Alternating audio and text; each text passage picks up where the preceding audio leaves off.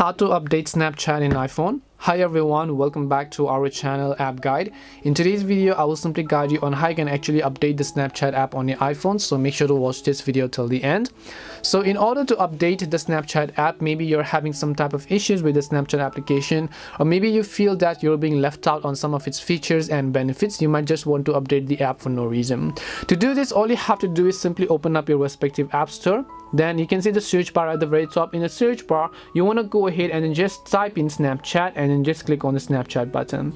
Then you'll see the Snapchat app at the very top of the list, of course, and if it says update, then it means that the Snapchat app requires an update. So all you need to do is just go ahead and tap on the update button here in order to be able to update this application. Now if instead of update it says open, then it means that your Snapchat app is already updated to the latest version and there's really nothing that you should be worried about. And that is it for today's video on how you can update the Snapchat app and get the latest version.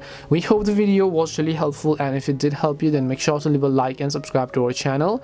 If you have got any questions, queries or doubts, feel free to also leave them down. Thank you very much for watching till the end, and see you in the next video.